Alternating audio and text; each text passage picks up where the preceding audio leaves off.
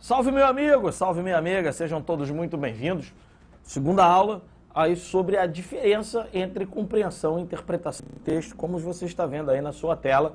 E eu faço questão também de apontar para você mais uma vez o meu e-mail. Tendo qualquer dúvida, meu nobre, minha nobre, não hesite. Só mandar um e-mail para mim ou me adicionar lá no Facebook, André Benoit, fácil você achar. Até rimou, né? Bom, enfim, vamos lá. Sem mais delongas, sem papinho, olho na tela, veja aí, em uma prova de língua portuguesa qualquer, você vai encontrar aí as questões de compreensão e interpretação de texto.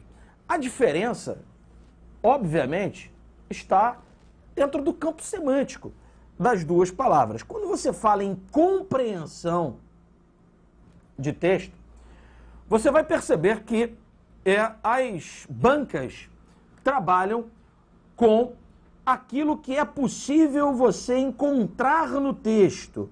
Em outras palavras, você terá que observar a própria palavra do texto para poder resolver a questão. Veja, você terá tão somente que buscar aquilo que está escrito ipsis literis no texto. Ou, obviamente, dependendo do enunciado, você buscar aquilo que não foi escrito pelo texto. Aquilo que é uma questão de verdadeiro ou falso, por exemplo, extrapola do texto. Isto é, ele diz que está no texto, mas não está. A isso nós chamamos de questão de compreensão textual. Em outras palavras, então, você vai brincar, saca aquela brincadeira de pega a palavra do coquetel? É essa parada aí.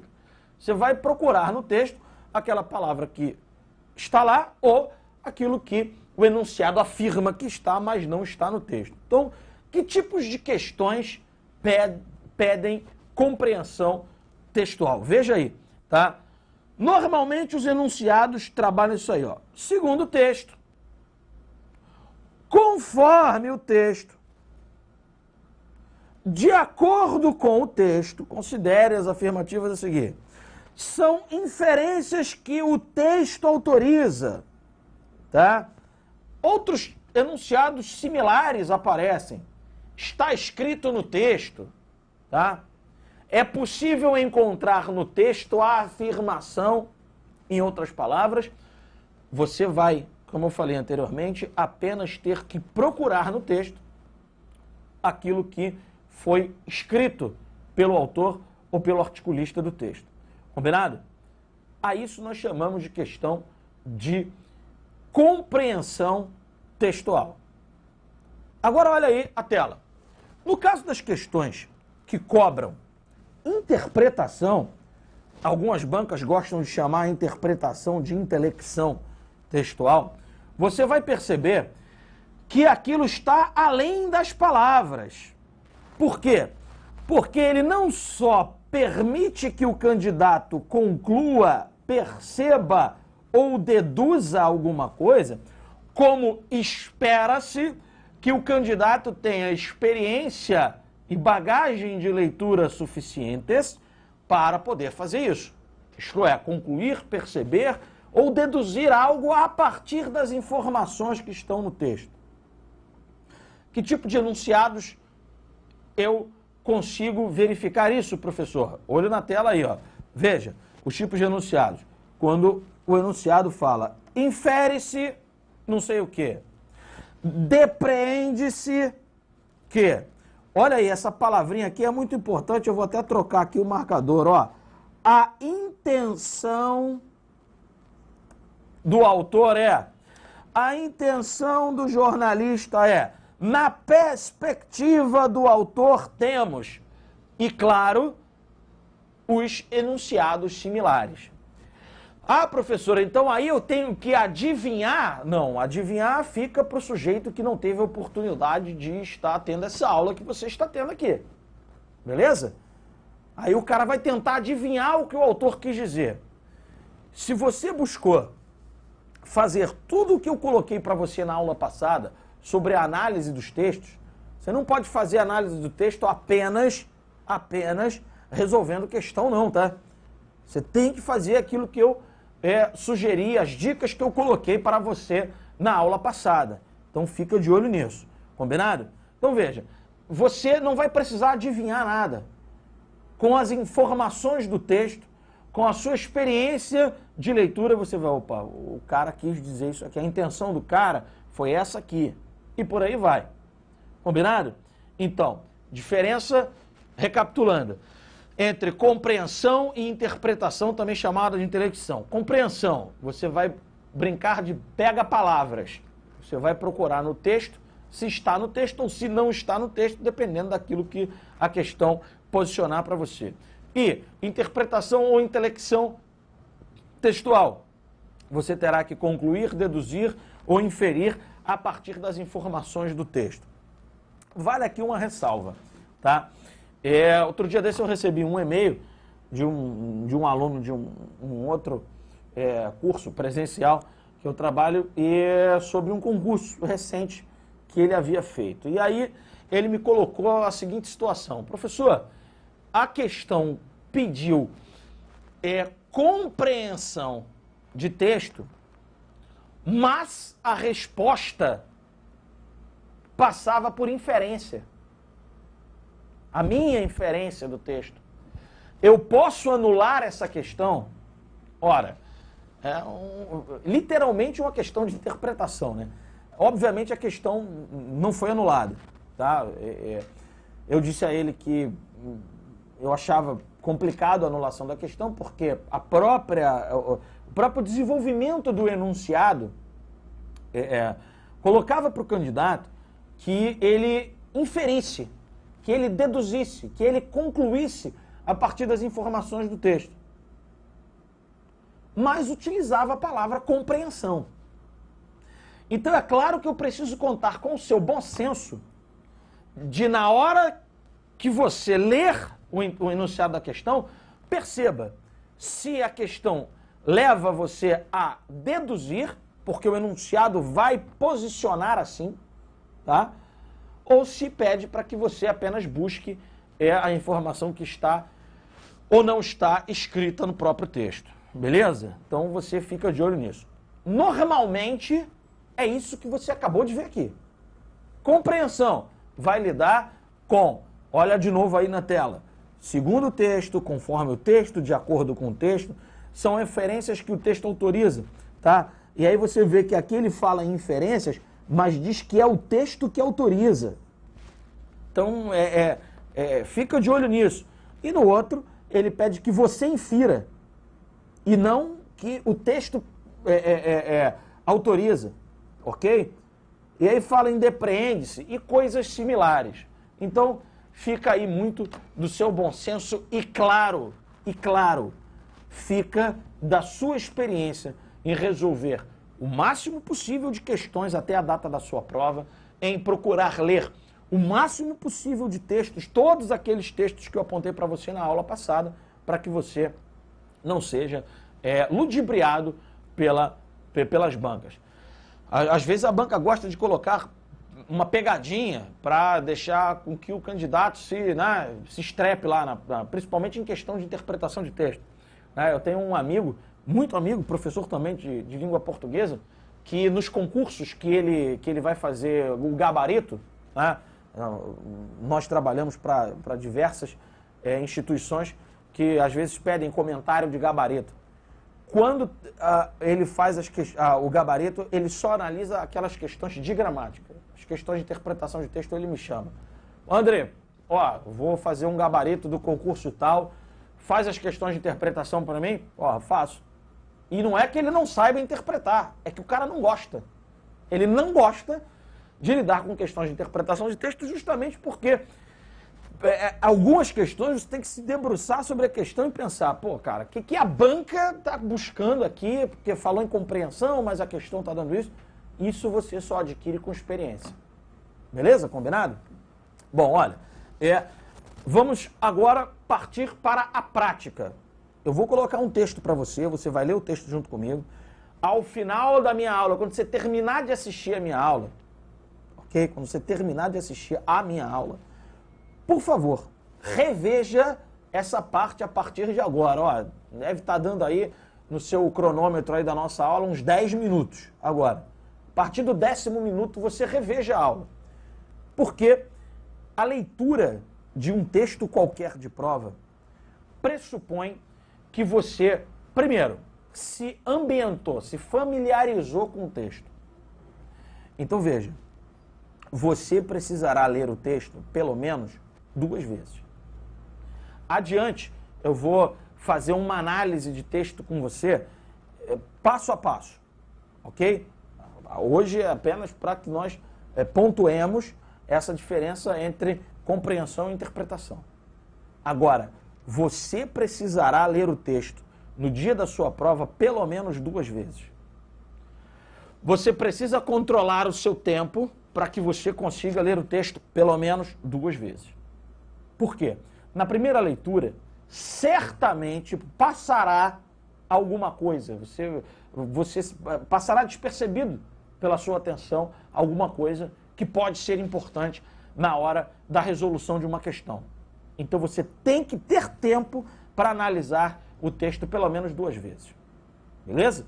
Então vou fazer uma leitura, vou mostrar aqui nos enunciados das questões a diferença entre um e outro, vou dar aí um tempinho rápido para você pensar um pouquinho na questão e vamos imediatamente respondê-la para a gente ganhar tempo. Mas não se esqueça dessa minha dica. Leia o texto pelo menos 2 vezes. Vamos lá, olho na tela. Olha aí. Susan, essa foi uma ideia que comecei a discutir nos anos 70, quando eu escrevi meu primeiro ensaio sobre fotografia e que senti a necessidade de retomar agora. Naquela época, eu disse de maneira um tanto forte que as imagens poderiam sim nos tornar passivos. Hoje eu acredito que isso não é necessariamente verdade. Olha aqui, meu amigo, eu vou fazer algumas pausas para mostrar para você algumas coisas importantes. Veja, o autor do texto, a autora, no caso, do texto, diz que tinha um posicionamento lá nos anos 1970 e agora esse posicionamento não é, olho na tela, necessariamente verdade. Olha, esses advérbios terminados em mente, normalmente,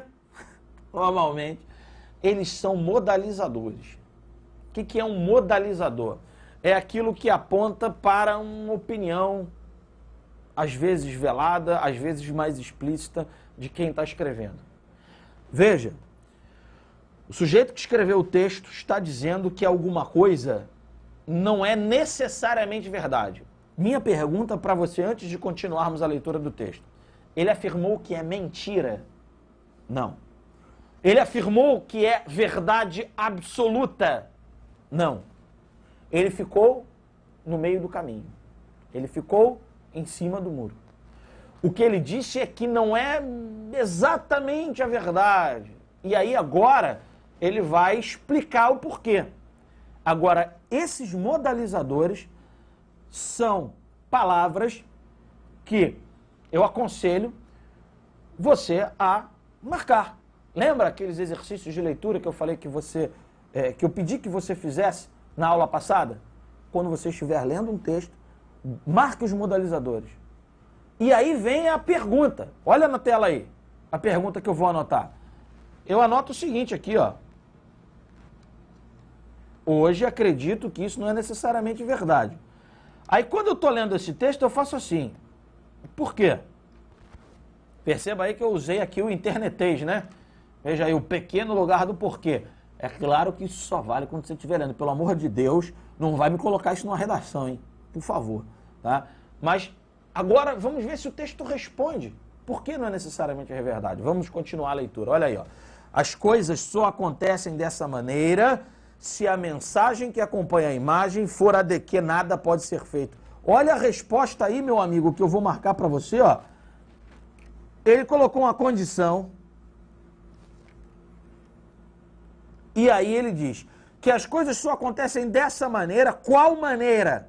Essa maneira aqui, ó, a maneira que as imagens podem nos tornar passivos. Então, esse tipo de referenciador textual, tá, também será muito importante. Veja, toda vez que um texto apontar dessa maneira, dessa forma, dessa não sei o que, ele está apontando para algo que foi colocado no texto. Muitas questões trabalham essa situação das referências textuais. Beleza? Quando você estiver fazendo o seu exercício de leitura e aparecer um dessa maneira, volta aí para a tela, veja, você faça isso que eu falei. Ah, mas professor, se eu pegar o dessa maneira e fazer esse rabisco aí que o senhor colocou aí, ó, tá? A maneira, quer dizer, isto é, as imagens tornarem passivas, tá? Meu texto vai ficar todo riscado. Pô, o objetivo é esse mesmo. O objetivo é você rabiscar o texto todo. E veja, aí coloca-se uma condição, veja aí, ó, se a mensagem que acompanha a imagem for a de que nada pode ser feito, então as coisas acontecem dessa maneira. E essas relações semânticas, como essa que eu apontei para você, uma relação de condição, também podem ser cobradas na questão de interpretação de texto. Fique de olho nessa. Volte a tela aí, vamos lá, olha, se a mensagem subliminar for, sim, tudo é horrível, mas interferir está fora de nossas possibilidades, aí ela leva você à passividade. Veja aí, mais uma vez, uma ideia de condição, apontada aqui pela conjunção condicional, que somente se ocorrer isso, então você será levado à passividade. Veja que esse período que começa o novo parágrafo do texto, ele meio que amplia aquilo que foi dito no finalzinho do outro, como eu mostrei para você.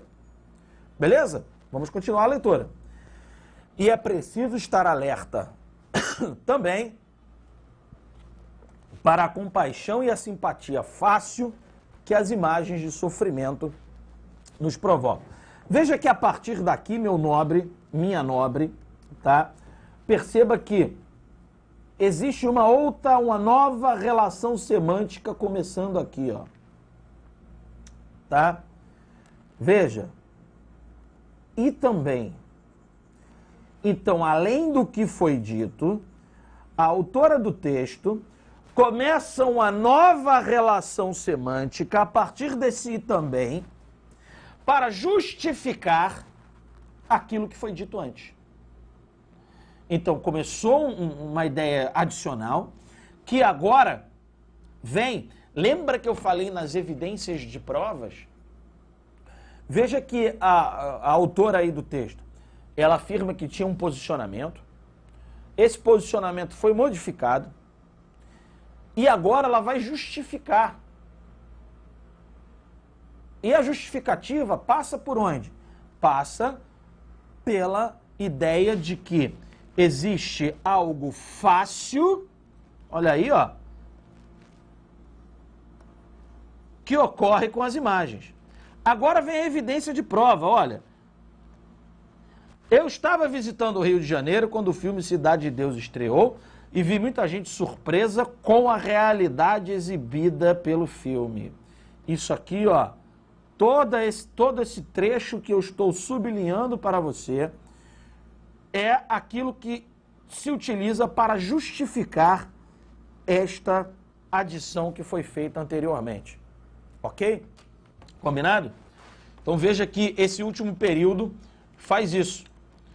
Então agora, no andamento do texto, você vai perceber que a autora concluirá pela ideia de que realmente não é necessariamente verdade aquilo que ela falou anteriormente. Veja aí, leia a conclusão comigo do texto. Esse tipo de surpresa, veja aí novamente a relação que eu falei, ó, esse tipo de surpresa. Qual surpresa? É aquela que ela mostrou aqui atrás, ó. Ó a surpresa aqui, ó. Lembra que eu falei que quando tem esse tipo, quando tem o esse, é algo que foi dito antes, o referenciador textual, beleza? Continuemos.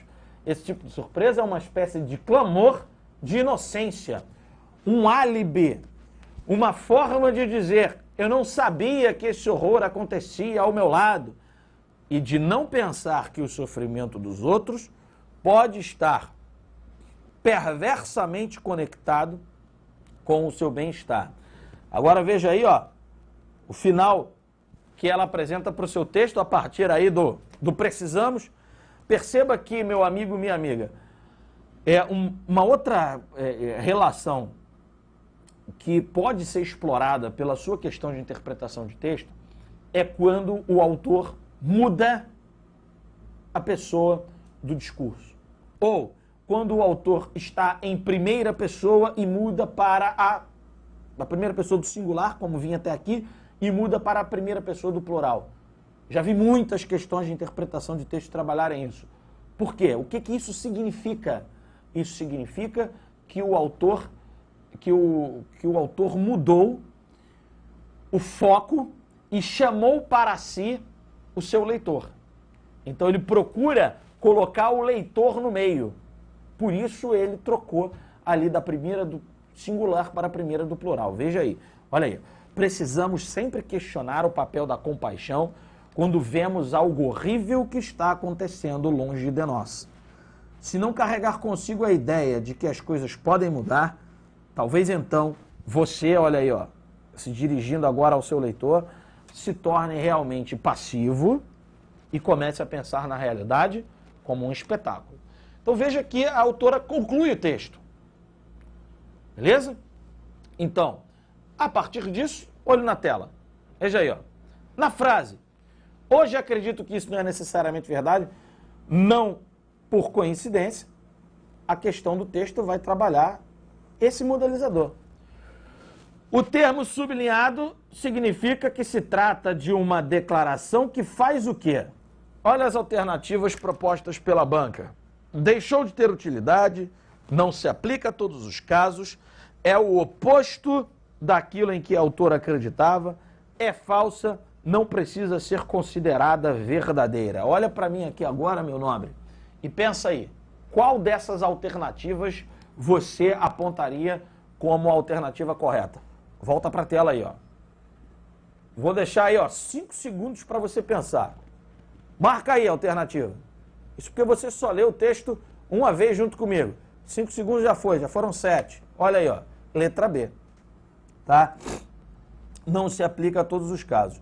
No trecho que está apontado aí para a resposta, eu aponto para você aquilo que justifica a escolha da alternativa B como gabarito. Tá? Olha de novo o enunciado. Na frase, o termo significa. Então veja que trata-se dessa questão que só poderia ser resolvida se você percebesse que ela disse naquela época algo que poderia tornar a pessoa passiva, mas não disse como. E aí agora ela diz que isso não é necessariamente verdade. Você precisou apenas buscar no texto, tá, aquilo que não se aplica a todos os casos. Por isso, então, a letra B é a única alternativa que pode resolver essa questão. Percebeu aí, meu nobre? Minha nobre? Viu? Então, vamos analisar mais uma questão desse mesmo texto. Olho na tela. De acordo com a autora, a reação de surpresa das pessoas ao filme Cidade de Deus. Veja a diferença do enunciado anterior para esse enunciado. Agora você terá que fazer uma questão que pede que você veja aquilo que o autor disse e não aquilo que você pensa sobre o assunto. Então veja, de acordo com a autora, a reação de surpresa das pessoas ao filme Cidade de Deus. 5 segundos para você resolver essa questão. Vai lá, ó. Já foi? Alternativa B, ó. É uma forma de justificar a sua passividade, tá? Como que eu consigo chegar a essa conclusão? Se você voltar ao texto, veja que nesses dois últimos parágrafos, quando ela começa a dizer o tipo de surpresa que aponta para um álibi, e depois, tá, ela vai dizer que você precisa se questionar para que você não se torne realmente passivo, e aí você vai perceber que realmente, tá, as pessoas, ao se surpreenderem com aquilo, fizeram de sua própria surpresa um álibi. Se fizeram de sua própria surpresa um álibi, então eles justificam a sua passividade. Por quê? Porque, de acordo com a autora do texto, veja lá o último período do texto, tá? O último período do texto aponta para o quê? No último período do texto? Que a realidade se torna um espetáculo. E quando você assiste a um espetáculo, você é ativo ou é passivo? Você é passivo. Você está apenas assistindo àquele espetáculo. Então, como você pode perceber, duas questões que exemplificam bem a compreensão e a interpretação de textos, dentro de toda aquela ideia de um texto dissertativo, um texto que apresenta uma opinião, como eu falei, é um texto campeão de aparições, e aí eu deixo a sua vontade de rever a análise dessas questões e aí, então, começar a trabalhar dentro dessa nova perspectiva de leitura outros textos que, porventura, tenham sido utilizados pela sua banca para compor questões de concurso aí para aquele certame que você pretende fazer. Combinado? Beleza? Então, na próxima aula, eu vou falar com você vou continuar a falar sobre a diferença entre compreensão e interpretação de texto, só que vamos falar também de análise de outro tipo de texto, falando inclusive das linguagens que são exploradas por textos ou de blogs, ou textos que apresentam uma linguagem mais acessível, mas que buscam iludir o candidato com relação à interpretação ou à compreensão das questões e dos pontos chaves dos textos apresentados. Beleza? Combinado? Então eu aguardo você na próxima aula. Um grande abraço e até lá.